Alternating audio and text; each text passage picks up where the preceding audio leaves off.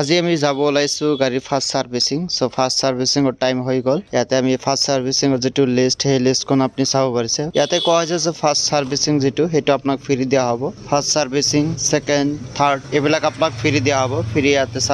চাব পাৰিছে সো ইয়াতে যেটো টাইম কোৱা হৈছে যে আপোনাৰ যদি 500 কিলোমিটাৰ ৰানিং হৈ গৈছে 500 পৰা 750 লৈকে তেতিয়াহলে আপুনি ফাৰ্ষ্ট সাৰ্ভিসিংৰ বাবে যাব পাৰে সো ইয়াতে ৰানিংটো হৈ গল আমি যাব ওলাইছো ফাৰ্ষ্ট সাৰ্ভিসিংৰ আৰু ফাৰ্ষ্ট সাৰ্ভিসিংত কি দিয়া হয় হবিকে জনাৰ কাৰণে ভিডিঅ'খন লাষ্ট লৈকে চাব আমি আহিলো আমাৰ গোৱালপাৰা যেটো বাজাজ ফাইনান্স শোৰুম আছে তাতে আহিলো আপনি জোৰ পৰা বাই নকৰ কিয় আপনি যেকোনো এখন সাৰ্ভিস সেন্টাৰত কলে আপনি যেটো ফাৰ্স্ট সাৰ্ভিস আছে বা সেকেন্ড সাৰ্ভিস আছে হেটো আপনি ফ্ৰীতে লব পাৰে সো তেনেকৈ আমি আহিলো আমাৰ গোৱালপাৰা বাজাজ ফাইনান্স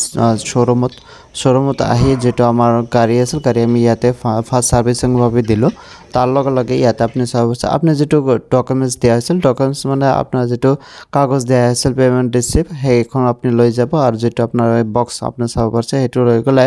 জাস্ট আপনার মানে নামটো হদিব আর আপনি কলে হল যে আমি ফার্স্ট সার্ভিসিং আইছো তেনে ক্ষেত্রে আপনার পর আর একো নালাগে হিয়াতে অটোমেটিক্যালি আপনার যেটো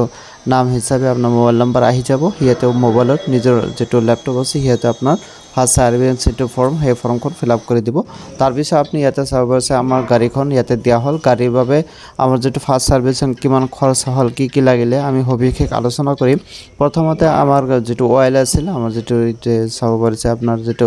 ইঞ্জিন অয়েল আছিল সেই ইঞ্জিন অয়েলখন আপোনাৰ ওলাই লোৱা হল আৰু ইঞ্জিন অয়েলখন আপোনাক নিউ দিয়া হ'ব আৰু তাৰ লগে ইয়াতে আমাৰ যেটো গাড়ী যেটো আপোনাৰ ৰিং আছিল আপোনাৰ চেনখন ওলাই লোৱা হল চেনখন অলপ গৰম কৰা হ'ব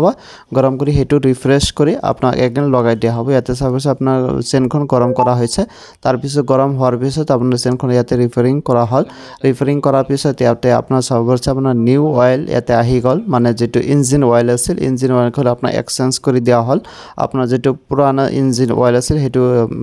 ওলাই লৈ আপোনাৰ নিউ এখন ইঞ্জিন অয়েল দিয়া হল ইঞ্জিন অয়েল আপোনাৰ হে টকা লব তাৰ পিছত আপোনাৰ যেটো চেনখন আপোনাৰ অৰ্ম কৰা হল সেই হিচাপে আপোনাৰ এখন অলপ এটা বাজেট লোৱা হ'ব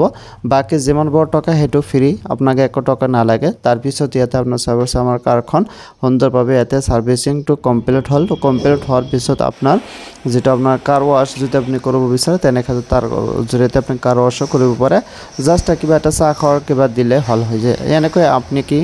ফাৰ্স্ট যেটো সাৰ্ভিসিং আছে সেই সাৰ্ভিসিংখন আপনি ফ্ৰীতে কৰিব পাৰে আৰু এখন ইয়াতে হন্তৰ ইন্টাৰেষ্টিং কথাটো হল যে আপনি ইয়াতে এটা মেম্বাৰশিপ সুবিধা আছে মেম্বাৰশিপটো এটি হল যে আপনি ইয়াতে মেম্বাৰশিপ লব পাৰে যদি আপনাৰ মানে যেটো সিৰিজ আপনাৰ সাৰ্ভিসিং আছে সেই সাৰ্ভিসিং ফ্ৰি হওয়াৰ পিছত আপনি নেক্সট ইয়াৰৰ বাবে আপনি এখন মেম্বাৰশিপ লব পাৰে মেম্বাৰশিপ মানে আলোচনা কৰতে বুজিলো যে হেতু কি আপনাৰ যেটো সাৰ্ভিসিং আছে নেক্সট আপনাৰ 1 ইয়াৰৰ আপনাৰ সাৰ্ভিসিং টু ফ্ৰি হ'ব তাৰ লগে আপনি যেমানবোৰ বস্তু লাগে বাইক বা কাৰ হয় যেমানবোৰ বস্তু লাগে তাতে আপনি 5% কৈ ডিসকাউন্ট পাব সেই বিশেষ জানাৰ কাৰণে আপনি যতে আপনাৰ যেটো ডিলাৰশিপ আছে বা আপনাৰ যেটো সাৰ্ভিসিং সেন্টাৰ যায় তাতে কলে আপনাৰ হিয়াতে কৰি দিব আপনাৰ যেটো মেম্বাৰশিপ খন টকা লব আপনাৰ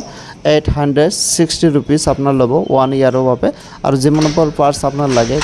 গাড়ীৰ হেমানবোৰ পাৰ্টসত আপনি 5% কৈ ডিসকাউন্ট পাই যাব